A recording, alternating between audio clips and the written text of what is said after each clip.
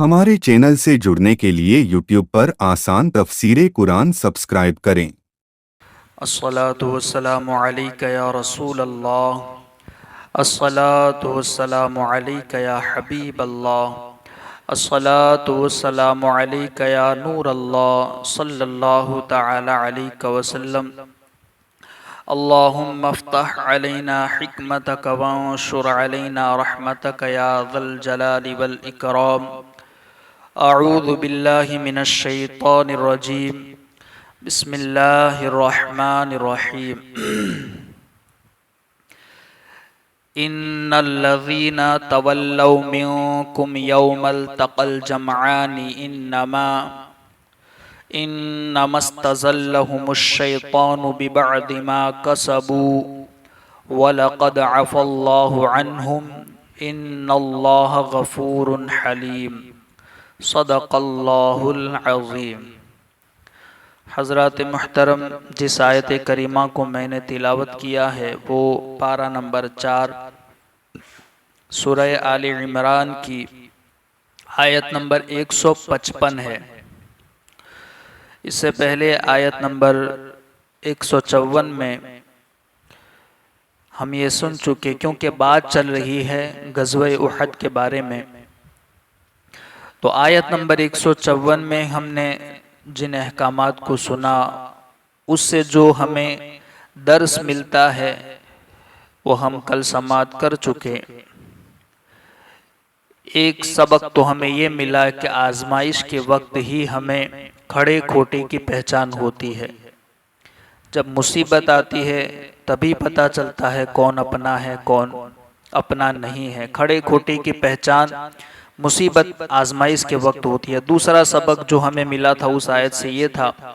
کہ مسلمان صبر کرنے والا ہوتا ہے اور جو منافق ہوتا ہے وہ بے صبرہ ہوتا ہے۔ تو مسلمان تو ہمیشہ صبر کرتا ہے، بے صبرہ منافق کی علامت ہے۔ تیسری چیز یہ تھی کہ مسلمان کو سب سے زیادہ اپنے دین کی فکر ہوتی ہے، چاہے کیسے بھی حالات ہوں وہ ہمیشہ اپنے دین کی فکر کرتا ہے، اور منافق کو اپنی جان کی فکر ہوتی ہے۔ مومن ہر حال میں اللہ پر بھروسہ کرتا ہے، چاہے کیسی بھی تکلیف ہو وہ ہر حال میں اللہ رب العزت پر بھروسہ کرتا ہے اور اس کے متعلق حسن ظن رکھتا ہے، جبکہ منافق وہ تھوڑی سی تکلیف آنے پر بھی وہ اپنے ذہن میں بدگمانیاں پیدا کر لیتا ہے اور طرح طرح کے وسوسوں کا شکار ہو جاتا ہے۔ پانچویں چیز ہم نے یہ سیکھی تھی کہ اللہ تعالیٰ کے وعدے پر کامل یقین رکھنا یہ بندے کے کامل ایمان ہونے کی علامت ہے۔ اور یہ چیز بھی ہم نے کل سیکھی کہ موت سے فرار ناممکن ہے، موت سے بھاگا نہیں جا سکتا، کیونکہ موت سے اگر انسان بچنے کے لیے ہزاروں تدبیریں کر لیں، ہیلے بنا لیں،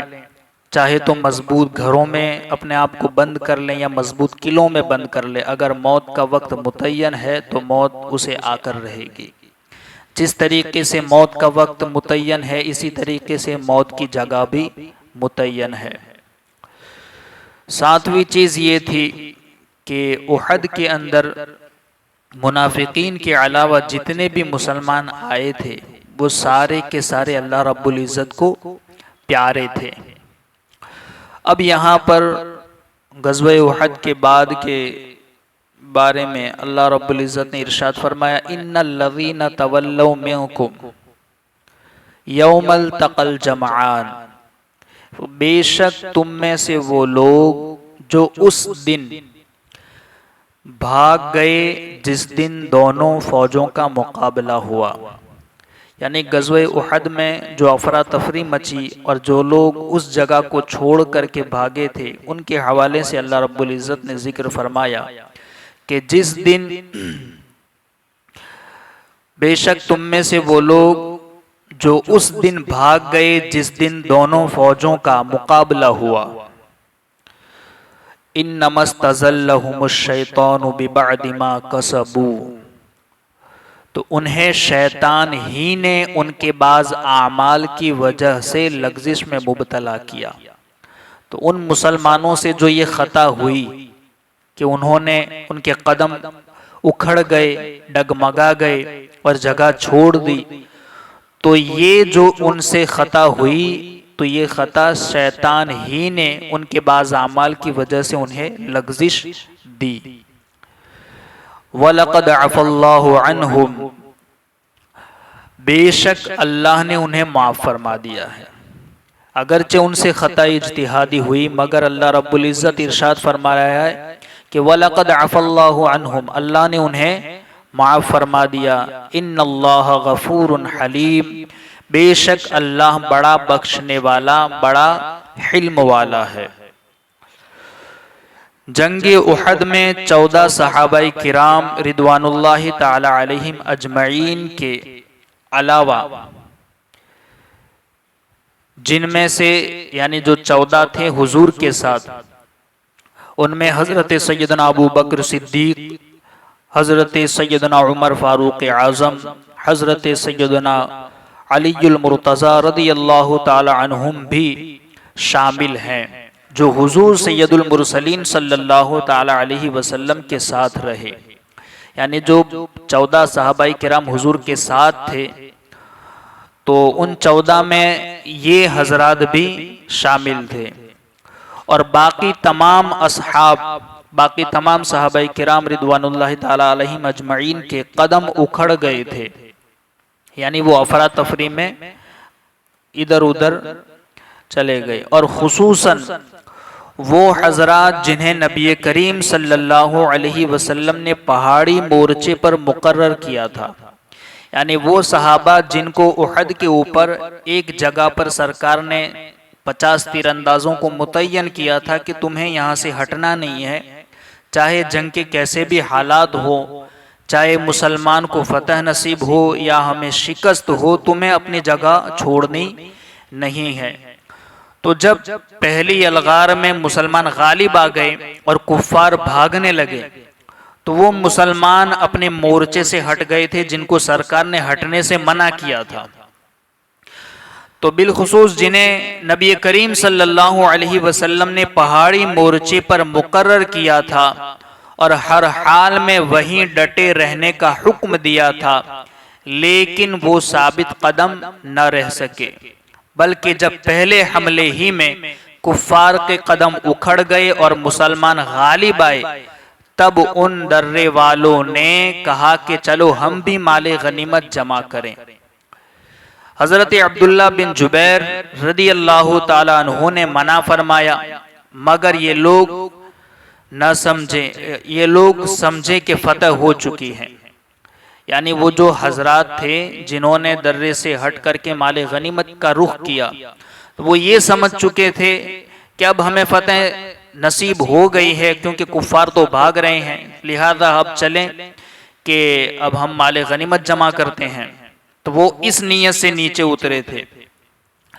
اب ٹھہرنے کی کیا ضرورت ہے، یعنی وہ یہ سمجھیں کہ ہمیں فتح نصیب ہو گئی، اب یہاں رکنے کی کیا ضرورت ہے۔ درہ چھوڑ دیا، بھاگتے ہوئے کفار نے درہ کو خالی دیکھا تو پلٹ کر درہ کی راہ سے مسلمانوں پر پیچھے سے حملہ کر دیا۔ یعنی جو بھاگ رہے تھے کفار، انہوں نے دیکھا کہ وہ جگہ خالی ہو گئی جہاں پر سرکار نے تیر اندازوں کو بٹھایا تھا، تو انہوں نے پلٹ کر پھر اس جگہ سے حملہ کیا جس جگہ کو صحابہ نے خالی کر دیا تھا، پیچھے سے آ کر کے اس جگہ سے حملہ کیا، جس کی وجہ سے جنگ کا نقشہ بدل گیا۔ یہاں اسی کا ذکر ہے۔ اس آیت کریمہ کے اندر یہ جو کہا گیا کہ بے شک تم میں سے وہ لوگ جو اس دن بھاگ گئے، یعنی جگہ چھوڑ دی، جن کے قدم اکھڑ گئے، جس دن دونوں فوجوں کا مقابلہ ہوا تو یہ جو لغزش ہوئی تو انہیں شیطان ہی نے ان کے بعض اعمال کی وجہ سے لغزش میں مبتلا کیا۔ اب شیطان نے ان کے کون سے اعمال کی وجہ سے مبتلا کیا، اس کے بارے میں الگ الگ تفسیریں ہیں، جیسا کہ یہاں پر یہ ذکر کیا گیا ہے کہ ان کے وہ کون سے کام تھے جن کی وجہ سے شیطان نے ان کو لغزش دی تھی، اس کے حوالے سے یہ ہے کہ اس کی کئی تفسیریں ہیں۔ ایک قول یہ ہے کہ انہوں نے مرکز کو ترک کرنے میں نبی کریم صلی اللہ علیہ وسلم کی حکم عدولی کی، یعنی کہ جہاں سرکار نے انہیں جگہ نہ چھوڑنے کا حکم دیا تھا انہوں نے وہ جگہ چھوڑ دی، تو سرکار کی جو حکم عدولی ہوئی ان کی اس لغزش کی وجہ سے ان پر شیطان نے انہیں لغزش میں مبتلا کر دیا۔ یہ حکم عدولی کی سرکار کی، اور مال غنیمت لوٹنے کے لیے دوڑ پڑے تو انہوں نے شیطان کے وسوسوں کو قبول کر لیا، تو اس وجہ سے شیطان نے انہیں لغزش میں ڈالا۔ اور دوسرا قول یہ ہے کہ دشمن سے شکست کھانا یہ معصیت نہیں تھا، لیکن جب انہوں نے سنا کہ نبی کریم صلی اللہ علیہ وسلم شہید کر دیے گئے تو وہ مدینہ کی حفاظت کے لیے شہر میں چلے گئے، یعنی انہوں نے جب وہاں یہ سنا کہ سرکار کو شہید کر دیا گیا، جیسے وہ افواہ پھیل گئی تھی شیطان کے ذریعے پھیلائی گئی احد کے میدان میں کہ سرکار کو شہید کر دیا گیا، تو صحابہ افراتفری صحابہ میں مچ گئی، تو جو صحابہ بھاگ رہے تھے وہ یہ سمجھ کر کہ وہ مدینے کی حفاظت کے لیے جا رہے تھے تاکہ کفار کہیں مدینے کو پر حملہ نہ کر دے، تو وہ اس کی حفاظت کے لیے شہر میں چلے گئے تاکہ دشمن اپنے عزائم میں کامیاب نہ ہو۔ اور ایک قول یہ ہے کہ جب نبی کریم صلی اللہ علیہ وسلم ان کو پکار رہے تھے تو انہوں نے خوف اور ہراس کے غلبہ کی وجہ سے آپ کی پکار کو نہیں سنا، یا شور و غل کی وجہ سے سرکار کی آواز کو نہیں سنا۔ اور یہ بھی کہا جا سکتا ہے کہ دشمن کی تعداد ان سے کئی گنا زیادہ تھی، کیونکہ جو مسلمان تھے وہ 700 کے لگ بھگ تقریباً 700 کے آس پاس کی ان کی تعداد تھی، اور جو کفار تھے وہ 3000 سے زیادہ تھے۔ تو ان حالات میں شکست کھانا یہ کوئی بعید بات نہیں ہے، جہاں مسلمان 700 کے قریب ہو اور کفار ہزاروں میں ہو تو وہاں شکست کھانا کوئی بعید بات نہیں ہے، لیکن نبی کریم صلی اللہ علیہ وسلم کو چھوڑ کر بھاگ جانا ایسی خطا ہے جو جائز نہیں ہے۔ لیکن نبی کریم صلی اللہ علیہ وسلم کے صحابہ کے بارے میں لیکن یہ بھی تو ہو سکتا ہے کہ انہوں نے یہ سوچا ہو کہ نبی کریم صلی اللہ علیہ وسلم بھی احد پہاڑ کی کسی جانب نکل گئے ہیں، یعنی یہ بھی تو ہو سکتا ہے کہ وہ جو جا رہے تھے انہوں نے یہ سوچا ہو کہ حضور خود احد پہاڑ کی کسی جانب میں چلے گئے ہوں اور وہ صحابہ حضور کی حفاظت کی خاطر اس طرف جا رہے ہوں۔ معلوم یہ ہوتا ہے کہ دشمن کے اچانک پلٹ کر آنے اور اس کے زبردست دباؤ کی وجہ سے ان کے قدم اکھڑ گئے اور وہ بے سوچے سمجھے بھاگ پڑے۔ بہرحال یہ خطا کسی وجہ سے بھی ہو اللہ تعالیٰ نے انہیں معاف کر دیا ہے، یعنی اللہ خود فرما رہا ہے کہ ان کی یہ جو لغزش تھی انہیں شیطان ہی نے ان کے بعض اعمال کی وجہ سے لغزش میں ڈالا، لیکن وَلَقَدْ عَفَا اللَّهُ عَنْهُمْ اللہ خود کہہ رہا ہے کہ اللہ نے انہیں معاف فرما دیا ہے۔ اللہ نے کیوں معاف فرما دیا؟ کہ وہ مخلص تھے۔ وہ کیسے مخلص مسلمان تھے؟ کہا گیا کہ وہ ایمان میں کامل تھے، وہ مخلص مومن اور حضور اقدس صلی اللہ علیہ وسلم کے سچے غلام تھے، اور آگے پیچھے کئی مواقع پر یہی حضور صلی اللہ تعالی علیہ وسلم پر اپنی جانیں قربان کرنے والے تھے، یعنی کئی مورچوں پر یہی لوگ تھے سرکار دو عالم صلی اللہ علیہ وسلم کی حفاظت کی خاطر اپنی جانوں کو قربان کرنے والے یہی مخلص مومن تھے۔ اسی لیے اللہ تعالیٰ نے قرآن میں ان کی معافی کا اعلان فرما دیا، خود اللہ رب العزت نے ان کی معافی کا اعلان قرآن میں فرما دیا، تاکہ اگر ان کی لغزش سامنے آئے تو رب کریم عز و جل کی بارگاہ میں ان کی عظمت بھی سامنے رہے۔ اللہ نے فوراً ہی ان کی معافی کا اعلان اس لیے فرمایا تاکہ جب بھی ان کی یہ لغزش سامنے آئے تو رب کی بارگاہ میں ان کی عظمت کیا ہے یہ بھی لوگوں کے سامنے آئے۔ اسی لیے کیونکہ جب اللہ نے انہیں معاف فرما دیا تو یہ جو خطا تھی وہ خطا اجتہادی تھی۔ اب اس حوالے سے کہ صحابہ کرام رضوان اللہ تعالی علیہم اجمعین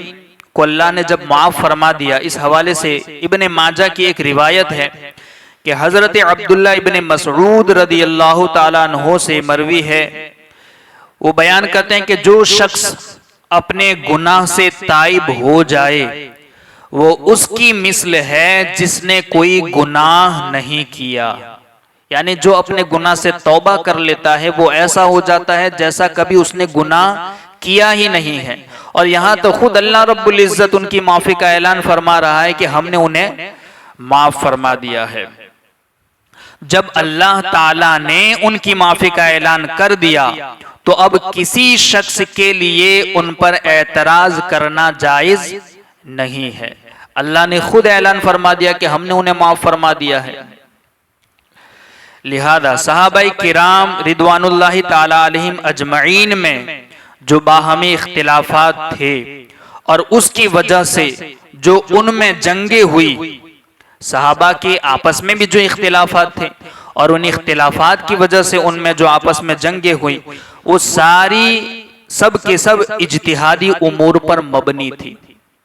یعنی اجتہاد وہ ہے کہ اگر اس میں خطا بھی ہوتی ہے تو اللہ رب العزت اس پر اجر عطا فرماتا ہے، اور اگر وہ صحیح ہوتی ہے، اجتہاد حق ہوتا ہے، تو اللہ رب العزت انہیں ڈبل ثواب عطا فرماتا ہے۔ تو جتنے بھی آپس میں ان کے مشاجرات تھے، اختلافات تھے، جتنی جنگیں آپس میں ہوئیں، وہ سب اجتہادی امور پر مبنی تھی۔ حضرت مولا کائنات علی المرتضی رضی اللہ تعالی عنہ اور ان کے رفقا کا گروہ اپنے اجتہاد میں حق پر تھا۔ مولا علی اور ان کے رفقا کا گروہ اپنے اجتہاد میں حق پر تھا، اور ان کو 2 اجر ملیں گے اللہ رب العزت کی طرف، اور حضرت امیر معاویہ اور ان کی جماعت کو اجتہاد میں خطا لاحق ہوئی، ان کو اللہ رب العزت کی طرف سے 1 اجر ملے گا۔ اب یہ حضرات تو اپنے اجتہاد میں ثواب پا رہے ہیں، حضرت امیر کو بھی 1 اجر مل رہا ہے اور حضرت مولا کائنات کو 2 اجر مل رہے ہیں۔ تو اب ہمیں یہ جائز نہیں کہ ہم ان کے آپسی اختلافات کی وجہ سے ہم ان میں سے کسی کو طعن کریں، یا ان کے آپسی اختلافات میں ہم فیصل بن کر کے کوئی فیصلہ کرے، کیونکہ اللہ رب العزت عالم الغیب ہے۔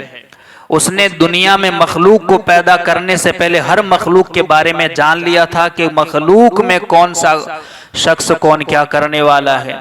تو وہ عالم الغیب نے خود اپنی کتاب میں یہ کہہ دیا کہ وَلَقَدْ عَفَى اللَّهُ عَنْهُمْ، ہم نے انہیں معاف فرما دیا ہے،